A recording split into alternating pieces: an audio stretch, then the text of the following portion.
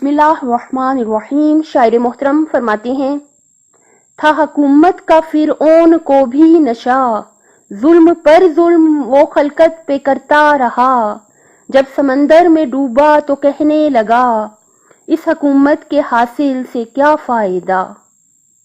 کتنا معروف قصہ ہے شداد کا، روح جب اس کے تن سے نکالی گئی، مرتے وقت وہ لوگوں سے کہتا گیا، ایسی جنت بنانے سے کیا فائدہ۔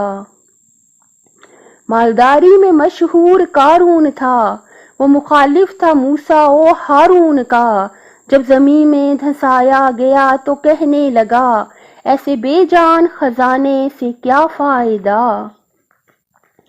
قابل ذکر قصہ ہے نمرود کا، وہ بھی انکار کرتا تھا معبود کا، اس کے بھیجے کو مچھر نے کھا کر کہا، یوں بڑائی جتانے سے کیا فائدہ۔ اپنی شہرت پہ یوں نہ مچل، ایک دن آ دبوچے گی تجھ کو اجل، روح کو صاف کر نیک اعمال کر، جس میں ظاہر بنانے سے کیا فائدہ۔ خواب غفلت میں سوئے ہوئے مومنوں، عیش و عشرت بڑھانے سے کیا فائدہ۔ آنکھ کھولو اور یاد رب کو کرو، عمر یوں ہی گنوانے سے کیا فائدہ۔ اللہ تعالیٰ ہم سب کو خواب غفلت سے بیدار کر دے، بیدار کر دے، بیدار کر دے۔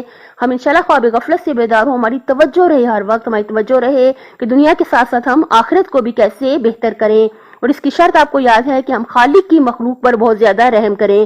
دوسرے اللہ تعالیٰ کے بندے، دوسرے لوگ، اللہ تعالیٰ کی مخلوق ہمارے سے اچھا سلوک کرے یا برا سلوک کرے، اللہ تعالیٰ ہمیں اس بات کی توفیق دے، اس بات کی ہمت، اس بات کا حوصلہ دے کہ ہمارے ساتھ کوئی برا بھی کرے تو ہم اس کے ساتھ ہرگز بھی برا نہ کریں۔